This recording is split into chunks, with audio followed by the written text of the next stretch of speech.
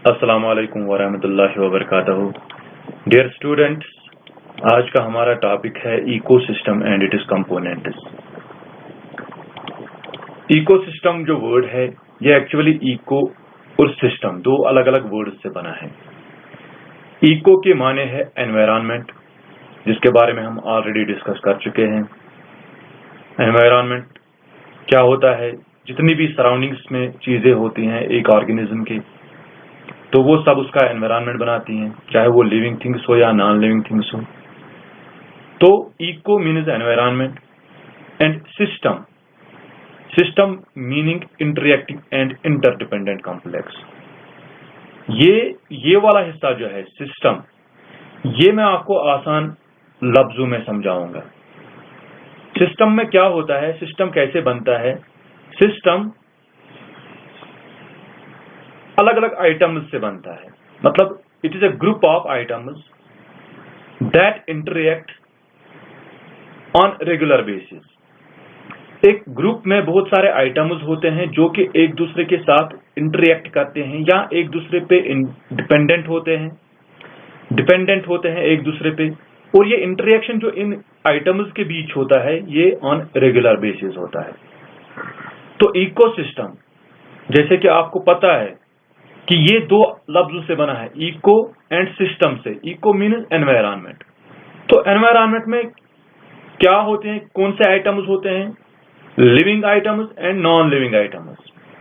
अब ये living items और नॉन लिविंग आइटम्स जब इंटरेक्ट करेंगे तो जो इनका पूरा ग्रुप बनेगा, जो ये ग्रुप बनेगा वहां पे, वो ग्रुप, पूरा ग्रुप जो है जहां पे ये होंगे, ये living and non living components या आइटम्स, जब ये आपस में इंटरेक्ट करेंगे, एक दूसरे पे डिपेंडेंट भी है, तो जहां पे ये होंगे वहां पे एक कॉम्प्लेक्स जो बनेगा, इंटरडिपेंडेंट कॉम्प्लेक्स जो बनेगा, वो इकोसिस्टम कहलाएगा।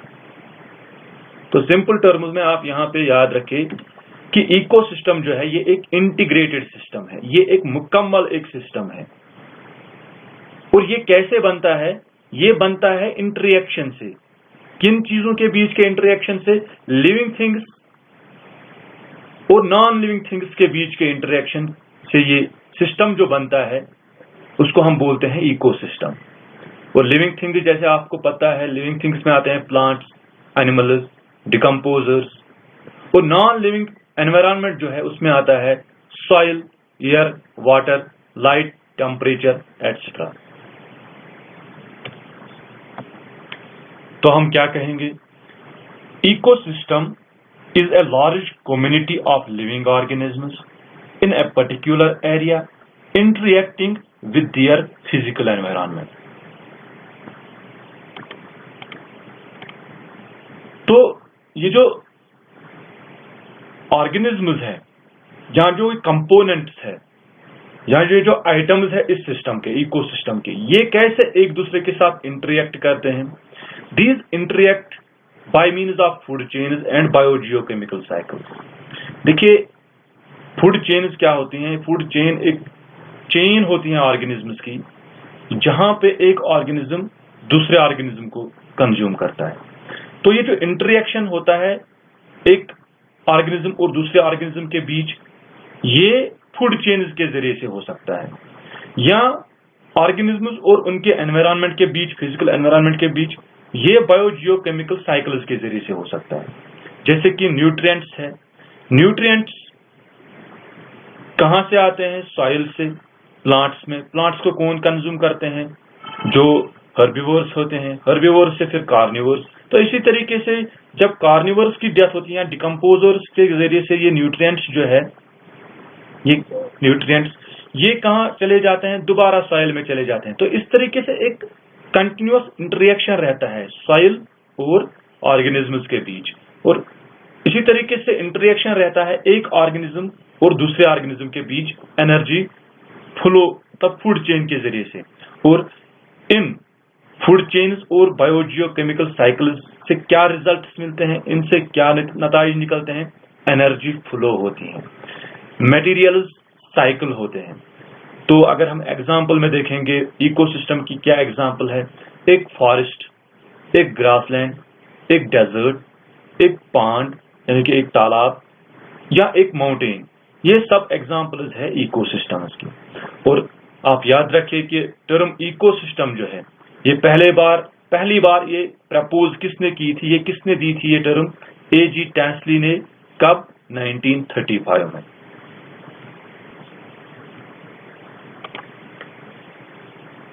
आगे चलते हैं, थोड़ा सा इकोसिस्टम का स्ट्रक्चर देखते हैं कि इकोसिस्टम किन कंपोनेंट से बना होता है। जो हम आइटम्स की बात कर रहे थे कि इट इज, जब आइटम्स मतलब इंटरेक्ट करते हैं तो वो जो एक ग्रुप बनाते हैं जो कि इंटरडिपेंडेंट आइटम्स होते हैं, वो एक कॉम्प्लेक्स बनाते हैं, एक ग्रुप बनाते हैं, तो उसको हम बोलते हैं इकोसिस्टम। तो स्ट्रक्चर देखेंगे इकोसिस्टम में एक्चुअली ये आइटम्स क्या होते हैं, ये कंपोनेंट्स क्या होते हैं। तो ecosystem consists of two types of components. Number one is biotic component and number second abiotic component. Biotic components और living components, इसमें आते हैं तमाम के तमाम ऑर्गेनिज्म, लिविंग ऑर्गेनिज्म, जो कि एक पर्टिकुलर प्लेस पे पाए जाते हैं। तो इसमें आती हैं populations of different living organisms. और जब ये पॉपुलेशन जो होती हैं, जब ये आपस में इंटरेक्ट करती हैं, तो ये बायोटिक कम्युनिटी कहलाती हैं, बायोटिक कम्युनिटी बनाती हैं। जैसे कि एक प्लेस है, एक जगह है, एक फॉरेस्ट है, वहां पे पाइन ट्रीज है, तो वो उनकी पॉपुलेशन होगी। वहां पे कोई और स्पीशीज है, कोई और स्पीशीज के ट्रीज हैं, वो हो गई दूसरी स्पीशीज की पॉपुलेशन। तो इसी तरीके से ये पॉपुलेशन जो है, जब ये इंटरेक्ट करती हैं, इंटरडिपेंडेंट होती है, एक दूसरे पे डिपेंडेंट होती है ये, तो हम इनको बोलते हैं बायोटिक कम्युनिटी। ठीक है। Populations of different living organisms present in an ecosystem. बहुत सारी पॉपुलेशंस मुख्तलिफ लिविंग ऑर्गेनिजम्स की जो एक खास, एक मखसूस जगह पे होती हैं, तो वो वहां पे क्या बनाती हैं? बायोटिक कम्युनिटी बनाती हैं। एग्जाम्पल में अगर हम लेंगे, कशीर पॉइंट वन बाक एग्जाम्पल, अकिस मैदानस मज फ्रेस्त कुल, बेश अत मज वारिया वीडियो, यम येड़ तो यम फ्रेस्त कुल यम जन यम ज अलग अलग स्पीशीज। येड़न हज पॉपुलेशन अलग, फ्रेस्तन हज पॉपुलेशन अलग, मगर यम दोनवनी वनो रलयित यह हसा अख कम्युनिटी, अख बायोटिक कम्युनिटी।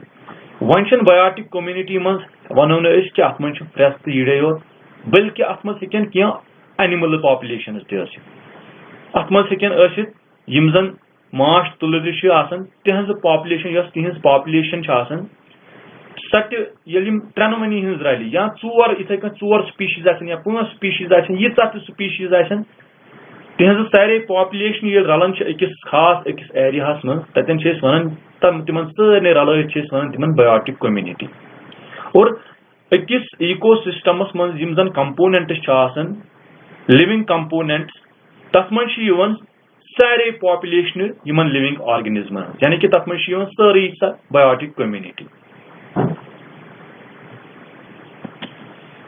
तो फिर हम क्या कहेंगे कि लिविंग कंपोनेंट्स जो होते हैं या बायोटिक कंपोनेंट्स होते हैं, they include all the living organisms present in the environment. Environments मं यीत्या ते लिविंग ऑर्गेनिजम्स आसान, तिम सारी बनावन लिविंग कंपोनेंट या बायोटिक कंपोनेंट हमें इकोसिस्टम।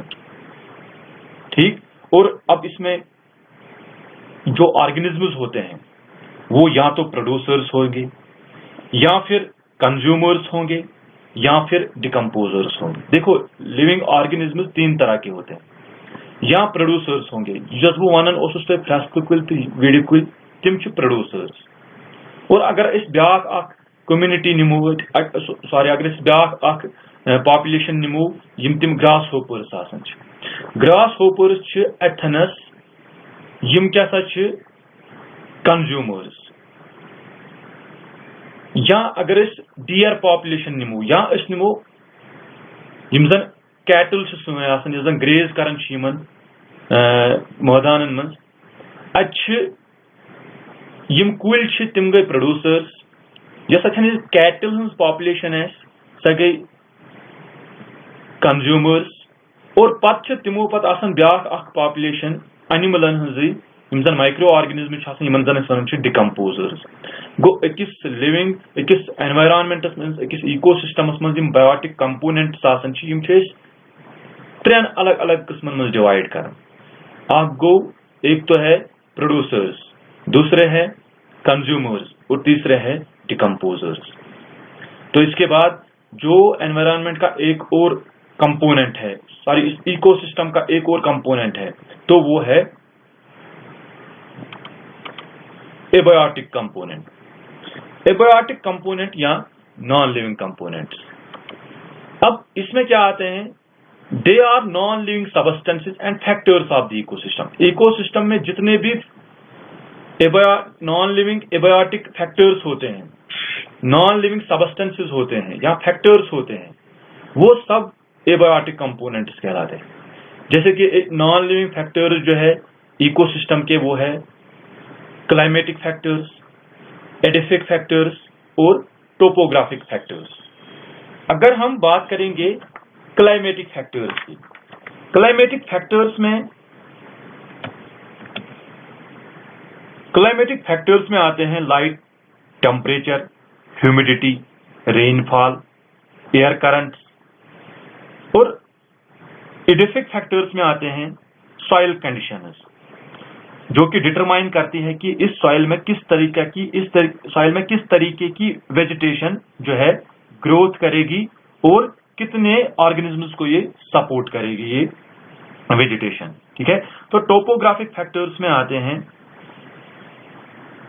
जो अर्थ की सरफेस है, उसका जो मतलब उसकी बनावट जो है, ये स्लोपी एरिया है, ये एक वैली है, ये एक माउंटेन है, या ये एक मैदानी इलाका है। ठीक है, तो जो फैक्टर्स डिटरमाइन करते हैं ये फैक्टर्स डिटरमाइन करते हैं कि एक इकोसिस्टम जो है ये किस हद तक फ्लोरिश हो पाएगा एक एरिया में। तो ये थे कंपोनेंट्स इकोसिस्टम के। तो चलिए आगे चल के हम इकोसिस्टम के टाइप्स के बारे में पढ़ते हैं कि इकोसिस्टम के कौन कौन से टाइप्स होते हैं। इकोसिस्टम या तो नेचुरल इकोसिस्टम्स हो सकते हैं या फिर आर्टिफिशियल इकोसिस्टम्स हो सकते हैं।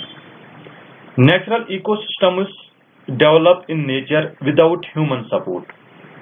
इनमें इंसान की कोई मुदाखलत नहीं होती है इनके बनने में और इनके सस्टेन होने में।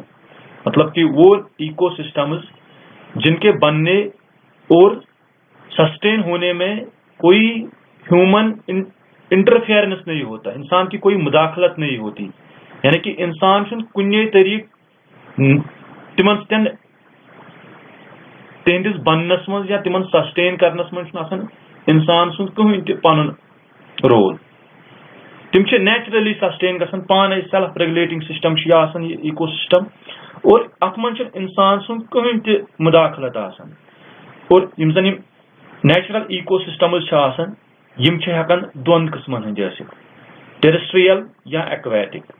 टेरेस्ट्रियल इकोसिस्टम्स ये हम जानते ही हैं कि ये ड्राई लैंड जो होती है हमारी, ठीक है, लैंड जो होती है वहां पे होते हैं। और एक्वेटिक इकोसिस्टम जो होते हैं वो water bodies, ponds, lakes, rivers जो होते हैं उनमें वो वहां पे होते हैं। अब आर्टिफिशियल इकोसिस्टम जो होते हैं, artificial ecosystem are created and maintained by human beings, और इसलिए हम इनको मैन मेड या एंथ्रोपोजेनिक इकोसिस्टम्स भी कहते हैं। यमन मन इंसान बिल्कुल मुदाखलत आसान, अत इंसान बनावन और इंसान मेंटेन कर। एग्जाम्पल अगर अस निमो अमिच आर्टिफिशियल इकोसिस्टम अहम एग्जाम्पल, वारिया आसान एग्जाम्पल वो है एक्वेरियम। एक्वेरियम सु सेटअप आसान यथ मज तुम गर थवन तुम गाड़ वाड़ शोस थवन, ठीक, डेकोरेशन पर्पज खतर थवन एक्वेरियम घरन मज। और उसमें क्या होता है, उसको ह्यूमन बींग्स ही क्रिएट भी करते हैं उसको हम खुद क्रिएट करते हैं और हम खुद उसकी मेंटेनेंस करते हैं। तथ मज लगान थोड़ा सो एलगी तम मज थोड़ा पेबल्स थवान, सैंड थवान, थोड़ा थर्मोस्टेट्स लगान ताकि वाटर टेम्परेचर सह रोज मेंटेन, न गि ज्यादा न गि कम टेम्परेचर वाटर। तो इस तरीके से हम उसकी पीरियाडिकली हम उसकी सफाई करते हैं, सह साफ तक पीरियाडिकली एक्वेरियम। तो इस तरीके से हम क्या कहते हैं कि यह पान बनावन और पान मेंटेनेंस कर। मगर यम जन नेचुरल इकोसिस्टम्स आसान तिम कुदरती तौर मेंटेन गसन, तिम नेचुरली मेंटेन गसन और उनमें कोई इंसानी मुदाखलत उनको मेंटेन करने के लिए या उनके क्रिएशन के लिए कोई इंसानी मुदाखलत नहीं होती। तो एक गार्डन की अगर हम बात करेंगे, गार्डन भी एक मैन मेड इकोसिस्टम है।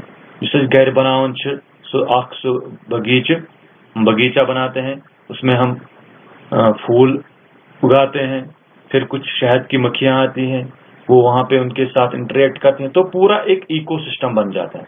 और आप याद रखें कि इकोसिस्टम बहुत बड़ा भी हो सकता है, एक समंदर जितना बड़ा, क्योंकि समंदर खुद एक इकोसिस्टम है। और इकोसिस्टम छोटा सा भी हो सकता है। अगर इस ददड़ियोमुत लकड़ी हुंद टुकड़ निमो यथ मज थोड़ा तिम केम तन अंदर, सह कंप्लीट इकोसिस्टम। और ब्या तरीके इकोसिस्टम क्लासिफाई कर सह टेम्पररी इकोसिस्टम तो परमानेंट इकोसिस्टम।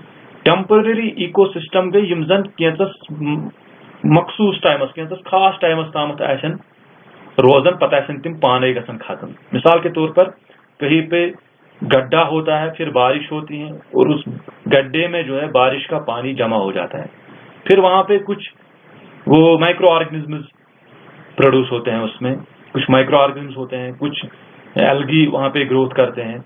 या रेन फेड पॉन्ड जो होता है, तालाब यथ मज रुद आब जमा गसन पत तथ शिल वगैरह खसन, तथ मन तिम केम पेवन थोड़ा, तो वो एक इकोसिस्टम बन जाता है।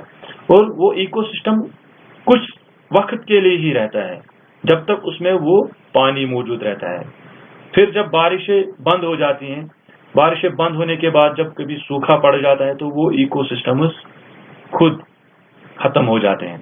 और परमानेंट इकोसिस्टम्स हमेशा रहने वाले इकोसिस्टम, जैसे कि परमानेंट इकोसिस्टम्स में हम देखेंगे एक लेक, फॉरेस्ट, और ये परमानेंट एंड नेचुरल इकोसिस्टम्स हैं।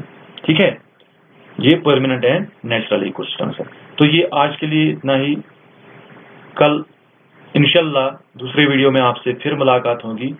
अल्लाह हाफिज।